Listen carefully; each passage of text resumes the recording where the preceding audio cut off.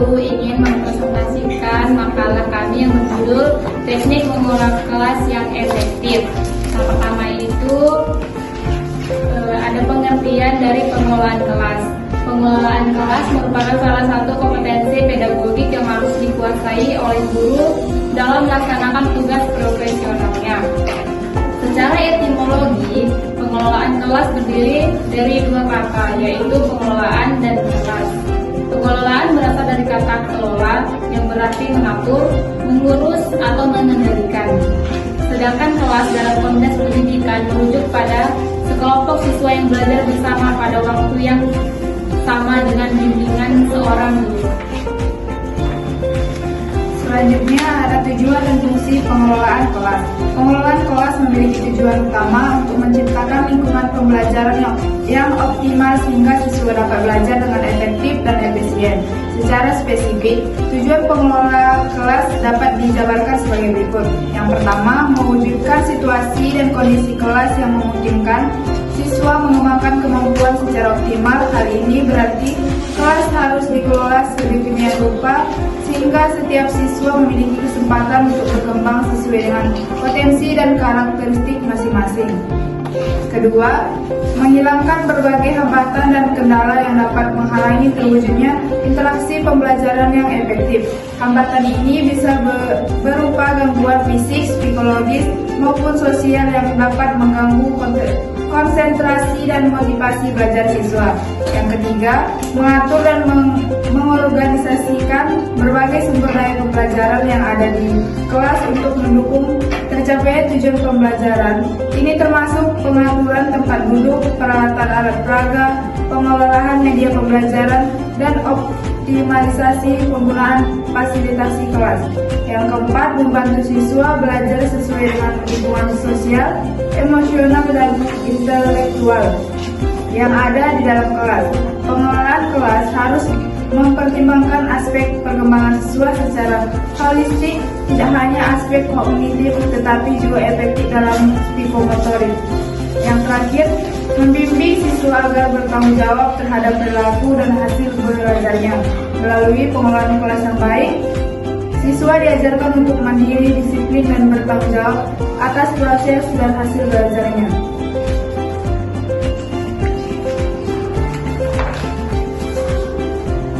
Ketiga, prinsip-prinsip pengelolaan kelas. Dalam melaksanakan pengelolaan kelas yang efektif, terdapat beberapa prinsip dasar yang perlu diperhatikan dan diterapkan oleh guru. Prinsip-prinsip ini menjadi pedoman dalam mengambil keputusan dan tindakan terkait pengelolaan kelas. Yang pertama adalah hangat dan antusias. Guru yang hangat dan antusias dalam mengajar akan menciptakan suasana kelas yang menyenangkan dan kondusif untuk belajar. Yang kedua, tantangan. Guru perlu memberikan tantangan yang sesuai dengan kemampuan siswa untuk mendorong mereka belajar lebih giat. Yang ketiga, prinsip bervariasi. Penggunaan variasi dalam metode mengajar, media pembelajaran, dan aktivitas kelas akan membantu menjaga perhatian dan motivasi siswa. Variasi mencegah kebosanan dan membuat pembelajaran menjadi lebih dinamis dan menarik. Yang keempat, kelulusan. Guru harus fleksibel dalam melaksanakan rencana pembelajaran dan mampu menyesuaikan strategi pengelolaan kelas sesuai dengan situasi dan kondisi yang berkembang. Yang kelima, penekanan pada hal-hal positif. Guru sebaiknya lebih menekankan reinforcement positif daripada penghargaan terhadap perilaku dan prestasi positif. Siswa akan lebih efektif dalam membentuk perilaku yang diinginkan dibandingkan dengan hukuman. Yang keenam, menanam disiplin diri. Tujuan akhir dari pengelolaan kelas adalah membantu siswa mengembangkan kontrol diri dan disiplin internal, bukan hanya sekedar patuh pada aturan eksternal. Guru perlu membantu siswa memahami pentingnya disiplin dan tanggung jawab. Yang ketujuh, demokratis. Pengelolaan kelas hendaknya melibatkan peristiwa partisipasi siswa dalam pengambilan keputusan tertentu, seperti pembuatan aturan kelas atau perencanaan kegiatan. Dan yang terakhir yaitu tentang teknik-teknik pengelolaan kelas yang efektif. Terdapat berbagai teknik pengelolaan kelas yang dapat diterapkan oleh guru untuk menciptakan lingkungan pembelajaran yang efektif. Teknik Teknik-teknik ini dapat dikategorikan menjadi teknik preventif dan teknik kuratif. Dan yang pertama yaitu teknik preventif. Yang dimana teknik preventif ini adalah teknik pengelolaan yang dilakukan untuk mencegah munculnya masalah dalam kelas. Penataan aturan kelas yang jelas merupakan langkah fundamental dalam pengelolaan kelas. Aturannya harus dibuat secara kolaboratif dengan siswa dan diawali tahun ajaran dinyatakan dalam kalimat positif. Jumlahnya tidak terlalu banyak dan mudah dipahami. Penataan lingkungan fisik kelas juga sangat penting. Mengapa? Karena pengaturan tempat duduk harus mempertimbangkan tujuan pembelajaran dan karakteristik siswa. Misalnya, formasi kelompok untuk mempelajari kooperatif yaitu formasi untuk diskusi, ataupun formasi tradisional untuk mempelajari individual. Pengelolaan kelas yang efektif memastikan setiap menit pembelajaran digunakan secara produktif. Pembentukan rutinitas kelas membentuk siswa mengetahui apa yang harus diharapkan dari mereka. Rutinitas dapat mencakup prosedur masuk dan keluar kelas, pengumpulan tugas, pengambilan alat tulis, atau pembentukan kelompok. Monitoring dan supervisi aktif dilakukan dengan berkeliling kelas selama pembelajaran berlangsung.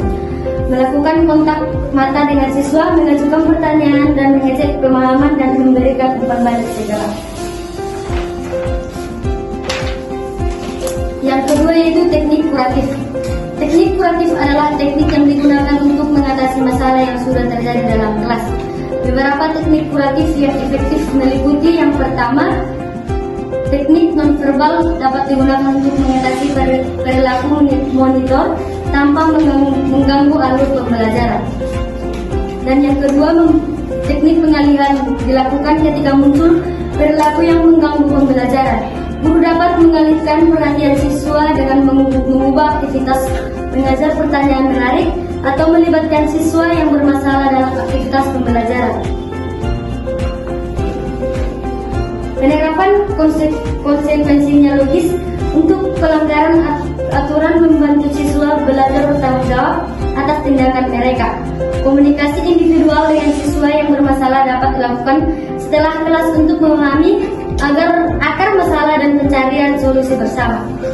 Pendekatan pribadi ini menunjukkan perhatian guru terhadap siswa dan membantu membangun hubungan yang lebih baik.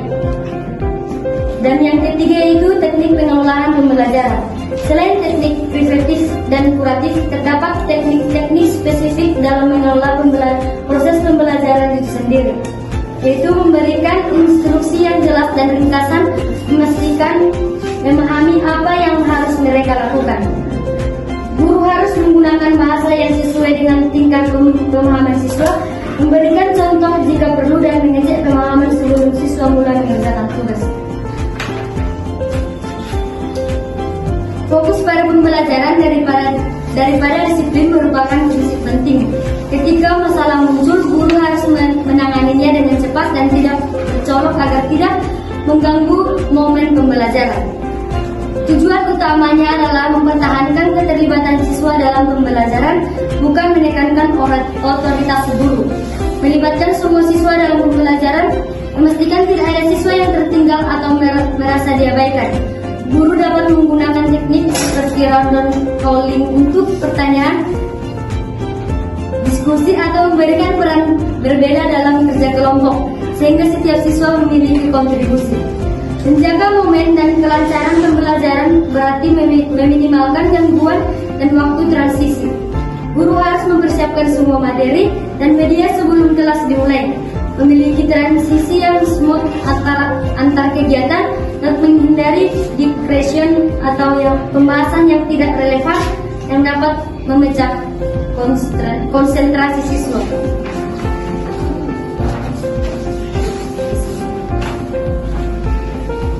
Baik, kesimpulannya di sini mengelola kelas merupakan kompetensi esensial yang harus dikuasai oleh setiap guru untuk menciptakan lingkungan pembelajaran yang kondusif dan optimal.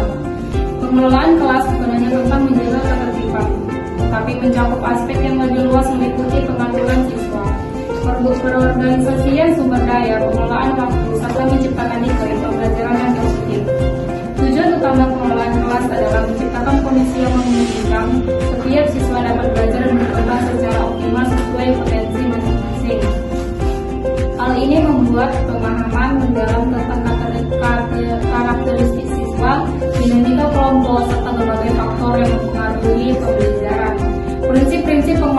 kelas yang efektif meliputi kehangatan dan antusiasme, pemberian tantangan yang sesuai, variasi dalam pembelajaran, keluasan penekanan pada hal positif, penanaman disiplin diri dan pendekatan demokratis.